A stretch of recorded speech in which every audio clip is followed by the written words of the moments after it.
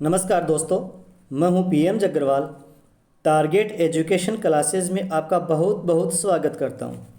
दोस्तों, आज लेकर आए हैं पीटीईटी का हिंदी मॉडल पेपर। दोस्तों, इस वीडियो में पीटीईटी एग्ज़ाम के लिए हिंदी के कुछ प्रश्न देखने वाले हैं जो एग्ज़ाम में जिस जिस टॉपिक के प्रश्न पूछे जाते हैं उन्हीं टॉपिक में से कुछ प्रश्न शामिल किए हैं। तो आप इस वीडियो को पूरा देखें और प्रत्येक प्रश्न के साथ साथ आप अपना उत्तर सोचकर रखें ताकि आपकी तैयारी का आकलन भी हो सके।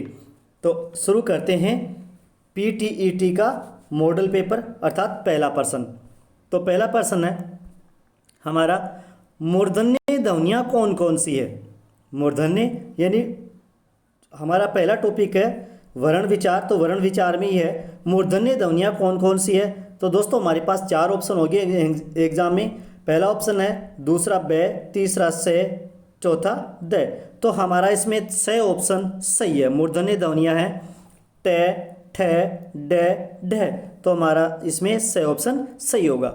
अगला क्वेश्चन है, निम्नलिखित में से वत्सरीय अर्थात वत्सरीय वर्ण कौन सा है। तो दोस्तों, इसमें से वर्ण ऐसा है जो वत्सरीय है। अगला क्वेश्चन है हमारा, हिंदी वर्णमाला में मूल स्वर कितने हैं। दोस्तों, ये क्वेश्चन एग्जाम में पूछा भी जा चुका है कि हिंदी वर्णमाला में कितने स्वर है, मूल स्वर कितने हैं। एक मूल स्वर तो होते हैं चार, और वो दोस्तों होते हैं ए, आ, छोटी ई और री। इनको मूल स्वर भी कहते हैं, ह्रस्व स्वर भी कहते हैं। अगर दोस्तों ये प्रश्न आ जाए कि हिंदी वर्णमाला में कुल कितने स्वर होते हैं, तो दोस्तों कुल स्वर होते हैं 11। हिंदी वर्णमाला में कुल स्वर होते हैं 11 और मूल स्वर होते हैं 4, ए, आ, ई और री। अगला क्वेश्चन हमारा, अल्प प्राण ध्वनियों का समूह कौन सा है। अल्प प्राण ध्वनियों का समूह कौन सा है। तो अल्प प्राण ध्वनियों का समूह है च अर्थात बे ऑप्शन, च, ज, ये अल्प प्राण है अर्थात पहला, तीसरा और पांचवा वर्ण अल्प वर्ण का अल्प प्राण, और दूसरा और तीसरा वर्ण होता है महाप्राण का। तो इसमें क्वेश्चन है अल्प प्राण ध्वनियों का समूह कौन सा है। तो इसमें बे ऑप्शन अर्थात च, ज, ये अल्प प्राण है। अगला क्वेश्चन हमारा पांचवा, परिच्छेद शब्द का संधि विच्छेद क्या होगा।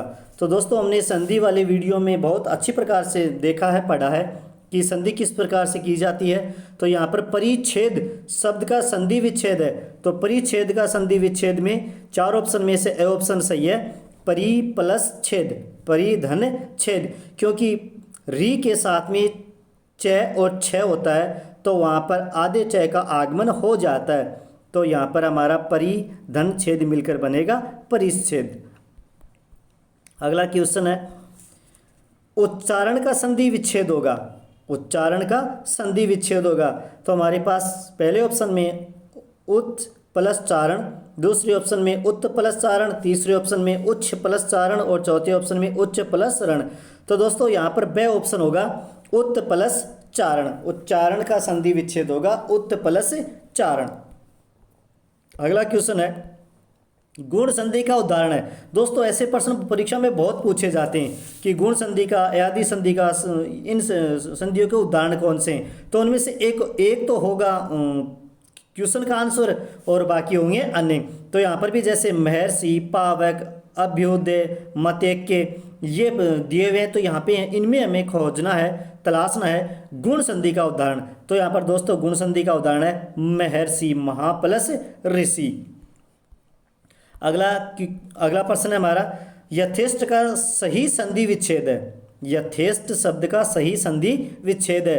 तो यहाँ पर ए ऑप्शन में यथा प्लस ईस्ट, यथेष्ट का सही संधि विच्छेद है।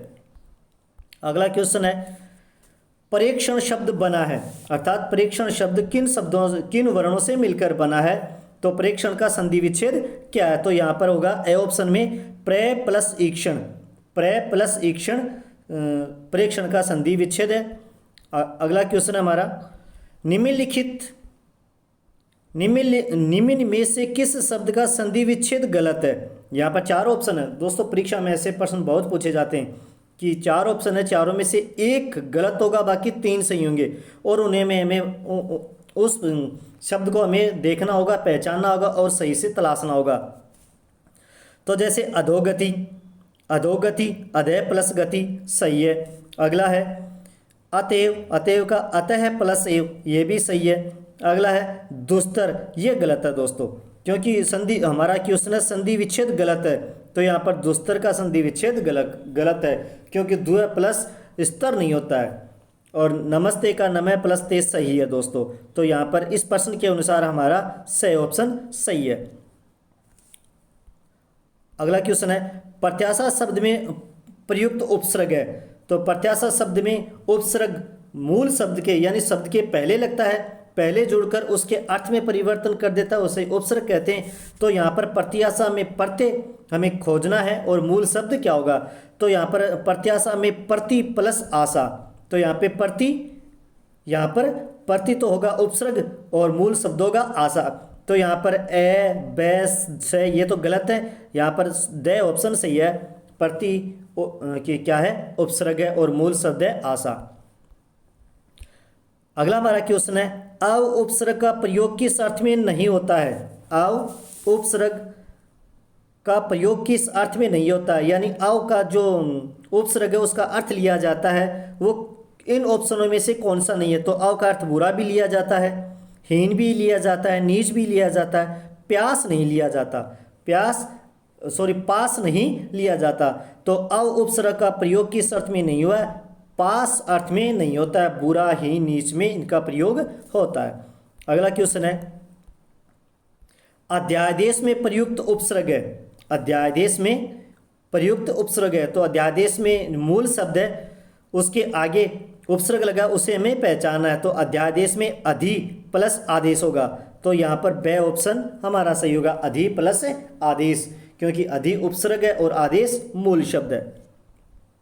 अगला क्वेश्चन है किस शब्द में कु का प्रयोग उपसर्ग के रूप में नहीं हुआ है, यानी कु का प्रयोग 4 ऑप्शन है, 4 में से एक में नहीं हुआ, 3 में हुआ, और वो कौन सा है। तो यहाँ पर दोस्तों देखो ये है कुफल, तो यहाँ पर मूल शब्द हो गया फल, फल में कु उपसर्ग जुड़ गया कुफल। कुरूप, कुरूप में रूप हो गया, मूल शब्द कु उपसर्ग जोड़ने से हो गया कुरूप। ऐसे ही कुमार्ग, मार्ग है मूल शब्द और कु है उपसर्ग, तो हो गया कुमार्ग।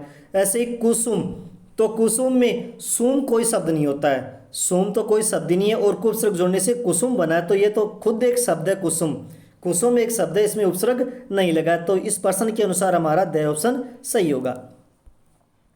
अगला क्वेश्चन है हमारा किस शब्द में सम उपसर्ग नहीं लगा है, किस शब्द में सम उपसर्ग नहीं लगा है। तो यहाँ पर दोस्तों समर्थ में भी लगा है, संतोष में भी लगा, संस्कृत में भी लगा, सज्जन में नहीं लगा है। तो इस प्रश्न के अनुसार सम उपसर्ग सज्जन में नहीं लगा है, तो द ऑप्शन सही होगा।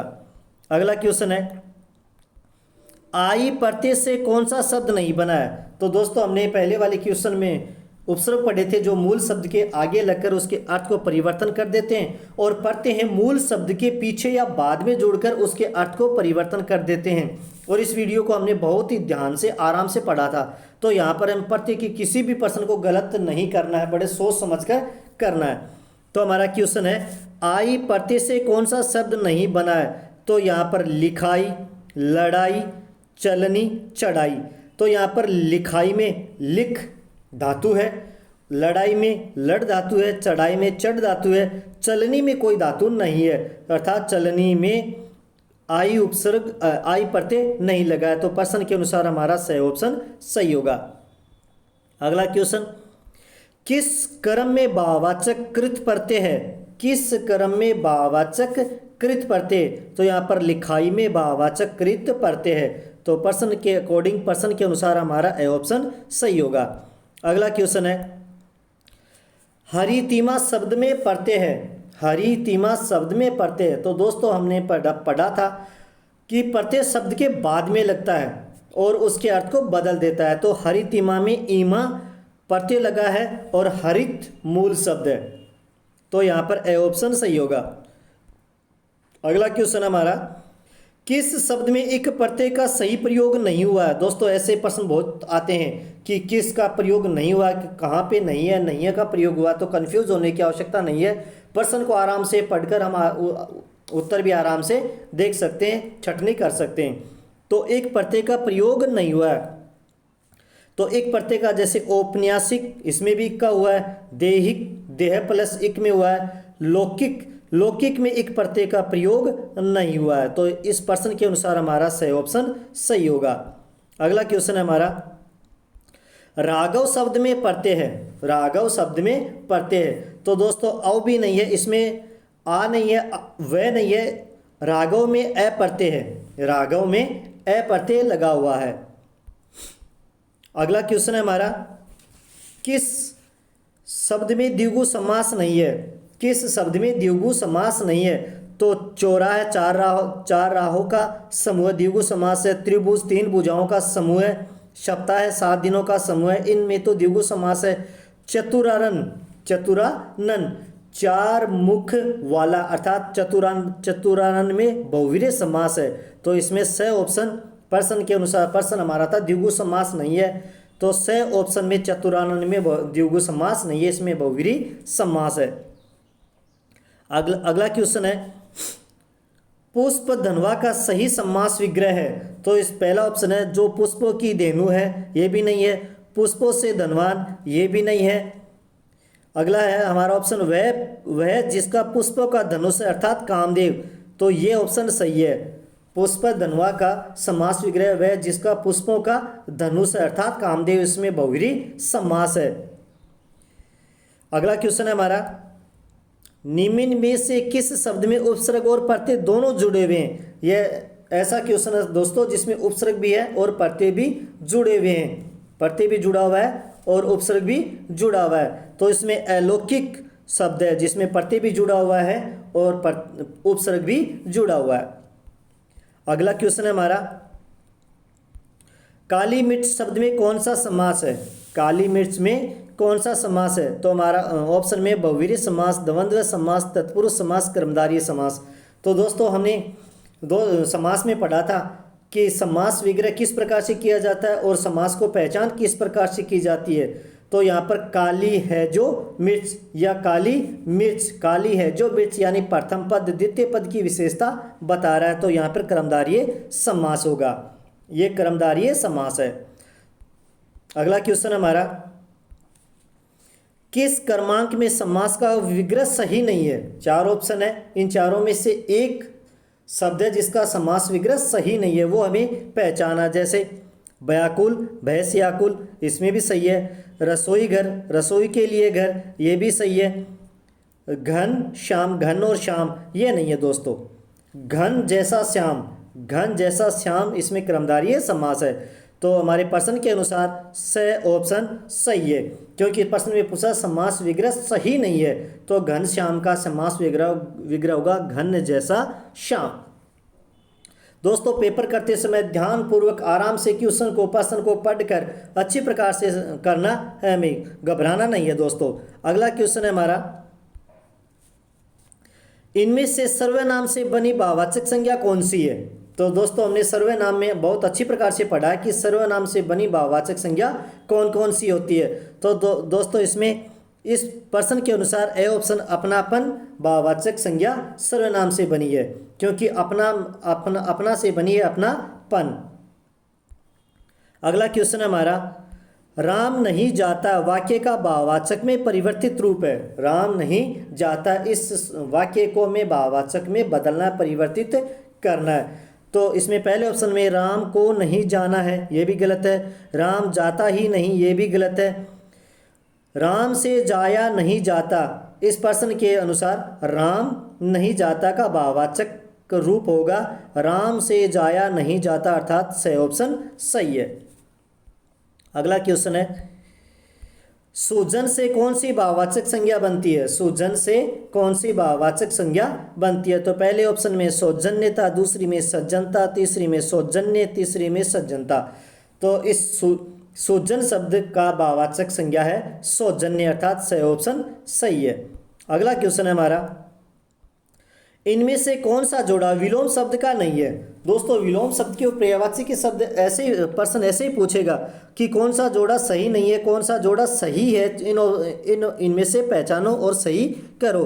तो हमारा क्वेश्चन है विलोम शब्द सही नहीं है। तो हमारा क्वेश्चन है विलोम शब्द सही नहीं है। इसमें उद्घाटन का समापन होता है, अनुज का धनुज ये नहीं होता है, अनुज का धनुज नहीं होता है। तो प्रश्न के अनुसार हमारा बे ऑप्शन सही है। उपसर्ग का परसर्ग होता है, सम्मुख का विमुख होता है। तो विलोम शब्द सही नहीं है, वो बे ऑप्शन में सही नहीं है।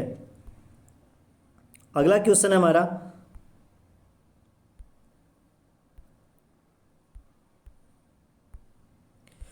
वक्र का विलोमार्थी शब्द कौन सा है।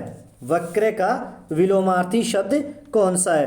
तो वक्र का जो दिया हुआ है प्रथम और पहले ऑप्शन में टेढ़ा, ब में तिरछा, तीसरे में मिश्रित और चौथे में रिजु। तो वक्र का हमने विलोम शब्द में विलोमार्थी शब्द में पढ़ा था। वक्र का विलोमार्थी होता है, विलोम शब्द होता है रिजु, अर्थात द ऑप्शन सही होगा। अगला है हमारा, मूक का विलोम शब्द है। मूक का विलोम शब्द है। तो मूक यानी गूंगा होता है और वाचाल यानी ज़्यादा बोलने वाला, अधिक बोलने वाला, अर्थात इसमें बे ऑप्शन सही होगा। अगला क्वेश्चन है, व्यष्टि शब्द का विलोम शब्द है। व्यष्टि शब्द का विलोम शब्द है। पहले ऑप्शन में दृष्टि, वृष्टि, अक्षि, समष्टि। तो व्यष्टि का विलोम शब्द होगा समष्टि, द ऑप्शन सही है। अगला क्वेश्चन है, किस विकल्प के सभी शब्द परस्पर पर्यायवाची है। अब हमें पर्यायवाची पहचानने कि ऐसा विकल्प, ऐसा ऑप्शन जिसमें एक शब्द के सभी शब्द पर्यायवाची है, अन्य में नहीं होंगे। तो इसमें दोस्तों सही ऑप्शन सही है। व्योम, नभ, नभ, अंबर ये आकाश के पर्यायवाची शब्द हैं। अगला क्वेश्चन है हमारा, द्विज शब्द का सही अर्थ समूह है, यानी द्विज शब्द का सही अर्थ समूह है। इसमें बे ऑप्शन सही है, पक्षी, दांत, चंद्रमा, बाकी ये नहीं है दोस्तों। अगला क्वेश्चन है हमारा, श्यामा, कलापी, पाली, बसंत दूत आदि किसके लिए प्रयुक्त हुए हैं, यानी ये किनके पर्यायवाची शब्द हैं, ये किस शब्द के पर्यायवाची शब्द है। ऑप्शन में दे रखा है कोयल, काग, मयूर, शुक। तो दोस्तों ये काग के भी नहीं है, मयूर के भी नहीं है, शुक के भी नहीं है, ये कोयल के पर्यायवाची शब्द है। तो इसमें ए ऑप्शन सही होगा। अगला क्वेश्चन हमारा, किस क्रमांक का शब्द तत्सम है। किस क्रमांक का शब्द तत्सम है। पहले ऑप्शन में मक्षिका, दूसरे में मीत, मुट्ठी, मोर। तो यहाँ पे मक्षिका शब्द है वो तत्सम है, मक्षिका जो शब्द है वो तत्सम है। अगला शब्द है, अगला क्वेश्चन है हमारा, कौन सा शब्द तद्भव है। कौन सा शब्द तद्भव है। तो ऑप्शन में कपाट, नासिका, तीसरे में प्यास, चौथे में उज्जवल। तो यहाँ पर दोस्तों प्यास शब्द है वो तद्भव है, सही ऑप्शन सही होगा। अगला क्वेश्चन है, दीदार शब्द किस भाषा का है। दोस्तों ऐसे प्रश्न पूछे जाते हैं कि दीदार शब्द किस भाषा का है। तो दोस्तों दीदार शब्द फारसी भाषा का है, अरबी, हिंदी, तुर्की का नहीं है, ये फारसी भाषा का है। तो दीदार शब्द का जो क्वेश्चन है उसका आंसर हो जाएगा बे ऑप्शन, अर्थात फारसी भाषा। अगला क्वेश्चन है, चाय किस भाषा का शब्द है। चाय किस भाषा का शब्द है। पहले ऑप्शन में चीनी, दूसरे ऑप्शन में जापानी, तीसरे में अंग्रेजी, चौथे में फ्रेंच। तो चाय दोस्तों चीनी भाषा का शब्द है, इसमें ए ऑप्शन सही होगा। अगला क्वेश्चन है, तद्भव शब्द घड़ी का तत्सम रूप है। तद्भव शब्द जो घड़ी है वो शब्द है तद्भव, तो हमें इसका तत्सम रूप करना है। तो तत्सम रूप होगा इसका घंटी का। घड़ी का तत्सम रूप होगा घंटी का। घड़ियाल और घाट घंटी नहीं होते हैं दोस्तों। अगला क्वेश्चन है, उपकार के प्रति किया गया उपकार वाक्यांश के लिए उपयुक्त एक शब्द है। उपकार के लिए किया गया उपकार वाक्यांश के लिए है। इसमें ऑप्शन में परोपकार, उपकार, उपकार, निराकार, ये तीनों ही नहीं है, प्रत्युपकार होगा दोस्तों इस क्वेश्चन का आंसर।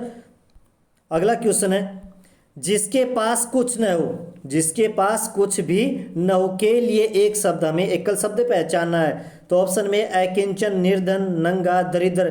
तो दोस्तों ये निर्धन, नंगा, दरिद्र नहीं होगा, अकिंचन है। जिसके पास कुछ भी न हो, कुछ भी न हो, वो क्या होता है? अकिंचन होता है।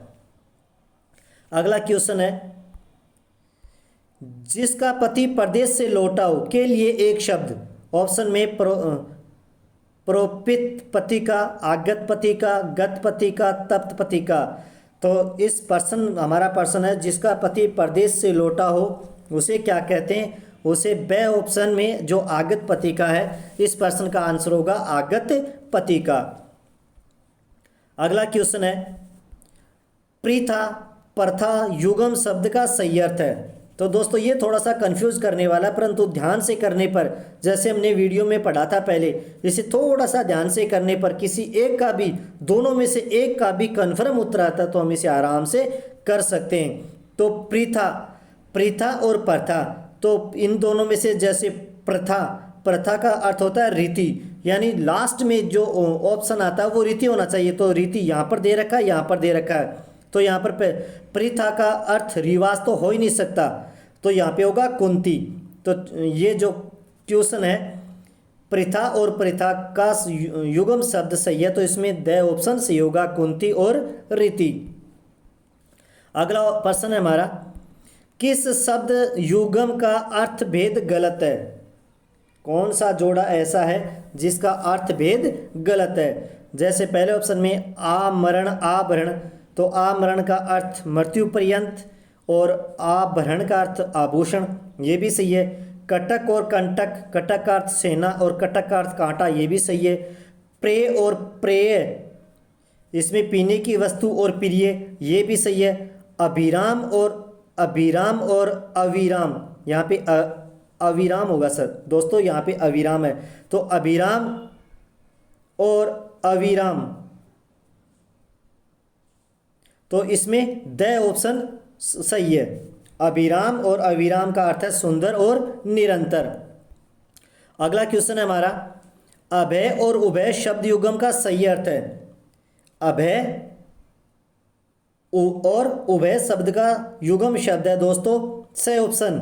अभय का अर्थ है निर्भय और उभय का अर्थ है दोनों। तो इस क्वेश्चन के अनुसार, कि इस क्वेश्चन के अकॉर्डिंग हमारा सही ऑप्शन सही होगा। अगला क्वेश्चन है, इनमें से शुद्ध शब्द है। ऐसे प्रश्न दोस्तों थोड़े से ध्यान से, बस जैसा बोलते हैं उसका उच्चारण जिस प्रकार से कर सकते हैं उसी प्रकार से लिखना है हमें, जिस प्रकार से हमें सोचना है। तो इनमें से शुद्ध शब्द है, तो दोस्तों इसमें इनमें से शुद्ध शब्द है, ए भी नहीं है, बै भी नहीं है, स भी नहीं है, शुश्रूषा, द ऑप्शन सही है। अगला क्वेश्चन है, निम्न में से शुद्ध शब्द है। निम्न में से शुद्ध शब्द है, सन्यासी, ये भी गलत लिखा है, सन्यासी ये सही लिखा है, बे ऑप्शन सही होगा। सन्यासी ऐसे भी नहीं लिखा जाता, ऐसे भी नहीं लिखा जाता, बे ऑप्शन में सन्यासी बिल्कुल सही लिखा है। अगला क्वेश्चन है, कौन सा शब्द शुद्ध है? कौन सा शब्द शुद्ध है? तो कवियत्री ये भी गलत है, कवियत्री ये भी गलत है, कवियत्री ये भी गलत है, कवियत्री ऐसे लिखा जाता है, कवियत्री ऐसे लिखा जाए। तो बार बार परीक्षा में पूछा गया दोस्तों, ये अब की बार भी पीटीटी एग्जाम में पूछा जा सकता है। अगला हमारा प्रश्न है, कौन सी वर्तनी शुद्ध है? कौन सी वर्तनी शुद्ध है? तो प्रज्वलित ये भी गलत है, प्रज्वलित ये सही है, ये भी गलत है, ये भी गलत है, हमारा बे ऑप्शन बिल्कुल सही होगा। अगला क्वेश्चन है,